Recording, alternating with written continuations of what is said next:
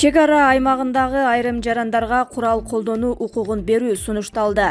Кыргыз Республикасынын чек ара ыйгарым мыйзамына өзгөртүүлөрдү киргизүү жөнүндө мыйзам долбоору Жогорку Кеңештин сайтына чыгарылып, коомдук талкууга коюлду. Аны депутаттар Абдыбахов Нурбаев, Исхак Перматов, Жанар Акаев, Мирлан Жээнчороев, Алтынбек Сулайманов, Карамат Орозова, Улукбек Садыков демилгеледи. Маалым болгондой, мыйзам долбоордо чек ара аймагында жашаган жергиликтүү жарандардан, тактап айтканда, ошол жерди мыкты билген адамдардан атайын кошуун түзүү, аларды аскердик окуудан, машыгуудан өткөрүү зарыл болгон учурда курал колдонуусуна уруксат берүү маселелери сунушталган. Айта кетчү жагдай, курал-жарак же коргонуу каражаттарын берүүнү министрлер кабинети аныктайт. Мыйзам ишке кирсе, чек арадагы ыйгарым укуктуу кошуундардын макамы аскер кызматкерлеринин даражасында каралып, өмүрүнө, саламаттыгына кепилдикти мамлекет алат. Андан тышкары мындай кошуундарды өлкөнүн бардык аймактарында көбөйтүү маселеси да камтылган. Айгарым укуктуу чек арачыларды түзүүдөгү башкы максат өлкөнүн эгемендигин жана аймактык бүтүндүгүн, жарандардын коопсуздугун коргоо, мүлкүн жана башка жашоого керектүү социалдык объектилерин сактоо үчүн чек арачыларга жардам берүү экени мыйзамдын түшүндүрмөсүндө белгиленди.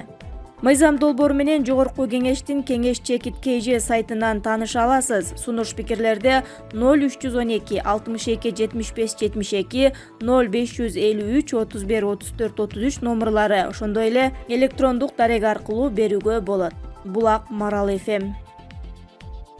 Депутат Аккулу Бердиев: Чоңалайда тажиктер окоп казып отурукташып жатышат. Тажикстандын жарандары Ош областынын Чоңалай районуна жакын жердеги кыргыз-тажик мамлекеттик чек арасында окоп казышууда. Бул тууралуу депутат Аккулу Бердиев 19 майда Жогорку Кеңештин жыйынында билдирди. Депутаттын айтымында, ага тынчсызданган жергиликтүү тургундар чалып, райондун жакын аймагында тажиктер бар экендигин айтышууда. Чоңалайдын чек арасында тажик тарап окоп казып отурукташып жатат деп жергиликтүү тургундар телефон чалып кооптонуп жатканын билдиришүүдө. 1999 жылы алгачкы чоң кол салуу Чоңалайда болгон. Бул жактан аскерлер баргыча элдер өзүлөрү тосуп чыккан. Азырда абал оор болуп жатат. Тезинен чечим кабыл албаса, ал жерде Баткендегиден да абал оор болот.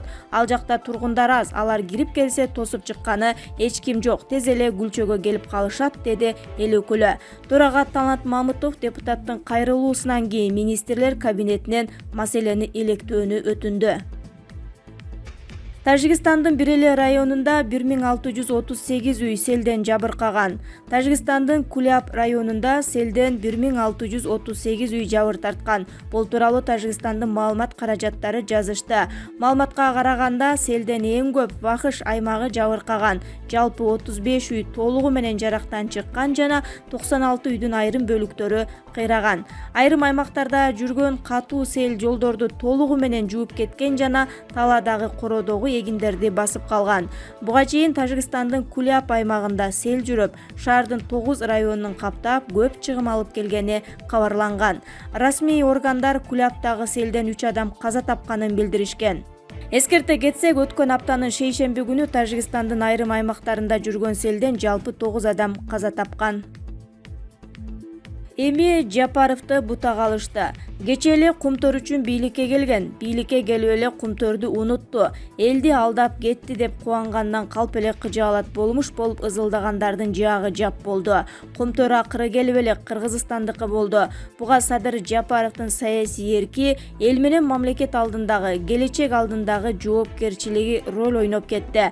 Бир дагы мактанган президент мындайды жасай алган жок. Кала берсе, мамлекеттик мыйзамдуу бийликте органдарды декреттер менен удама-уда жоюп салган Роза Отунбаева да Кумтөрдү декрет менен алып койсо болмок экен. Бирок ал Кыргызстандын эмес, убактылуу өкмөттүн гана бийликке болгон кызыкчылыгы үчүн аракет жасагандыгы эми билинип отурбайбы? Садыр Жапаровду кай жагынан сындап, кай жагынан кемиришти билбей калган саясий кузгундар гиеналар эми Акылбек Жапаровго асыла башташты.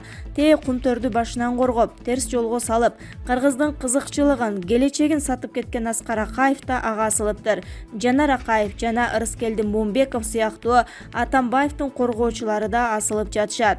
Эгер интернеттеги тышка мыйзамсыз ташылып кеткен алтындардын эсеби боюнча алсак, эң көп алтын Аскар Акаев менен Атамбаевдин доорунда тышка ташылып чыккан экен.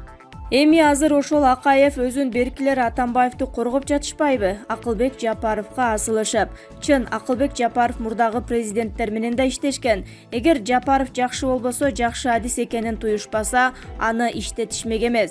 Анан да ошол кезде кумтөр боюнча ошол президенттер Акылбек Жапаровго түз тапшырма берип, Кыргызстандын кызыкчылыгына балта чабышкандыр. Ким билет, андай болсо эми Акылбек Жапаров ошолорду да ачыкка чыгарып, элдин мыйзамдын сотуна бериши керек. Эч ким Акылбек Жапаровду ак, таптаза, периште деген жери жок. Туура алдагы убагында кемчиликтерге, катачылыктарга жол койгондур, былыктары бардыр. Эгер болсо алар үчүн жооп бериши зарыл, тигилердин катарында. Анан дагы Акылбек Жапаров мен акмын, тазамын дей элек. Эгерим тазамын десе, анын таза эместигин айтар кишилер толтура болсо керек.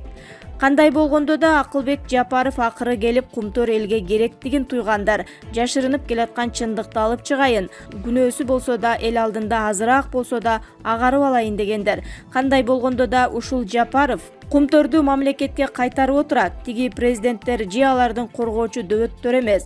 Бир чөп башын сындырган Жанар Акаев менен Ырыскелди Момбеков эмне кылып берди? Момбеков 2017-жылы кумтөрдөгү мөңгүнү жылдыруу маселесинде оң добуш берген. Кыргызстандын экологиялык эң оор зыяндуу чечимине добуш берген. Эми бүгүн кумтөрдү Кыргызга алып бергендерди сындап боктоп отурат. Себеби Атамбаевдин да бет ачылып жатпайбы? Кеп ошол жакта. Булар Кыргызга күйгөн эмес, эч качан күйбөйт дагы.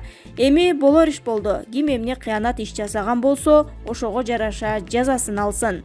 Ал эми Жанар менен Ырыскелдиге окшогон бети жок саясатчылар элдин кызыкчылыгы үчүн эч болбосо ушул маселеде жаагын жабышсын деп жазат саясий ботко. Эльвира Эля: мына эми туруп берчү мезгилдердин бири келди. Ойгон кыргыз, сак бол. Сентер ага жедирбейли президентте. Ач күсөндөргө ушуга чейин бирөө да кылган эмес. Кумтөр жок дегенде эле 5 миллиард долларга жакын акчаны бизге төлөшү керек. Бутка туруп кетебиз. Эми сак болуп, ар кайсы маалыматка ишенип алдырып ийбейли, акыл менен алып алалы. Азыр булар баштайт кара пиарды. Президентти колдоп, тигилерге жедирбей, армияны да, экономиканы да, жашоону да оңдоп алабыз. Бекем туралы. Чынара Эдилбекова: Кумтөр ишканасын Теңиз Бөлтүрүк башкарат. Аны кечээ министрлер кабинетинин төрагасы Улукбек Марипов жааматка тааныштырды. Өкмөттүн маалыматында ишканада кыскартуулар күтүлбөйт. Ген өз ишин токтотпойт жана ишин штаттык режимде улантат. Кызматкерлер тийиштүү төлөмүн алышат. Эч кандай кыскартуулар тууралуу кеп да болбошу керек. Биздин негизги максат карапайым элдин жашоо турмушун жакшыртуу. Ачык, айкын жана таза ишибиз аркылуу гана биз ага жетише алабыз, деди Улукбек Марипов. Белгилей кетсек, Теңиз Бөлтүрүк Сентера компаниясынын директорлор кеңешинин мүчөсү болуп иштеген.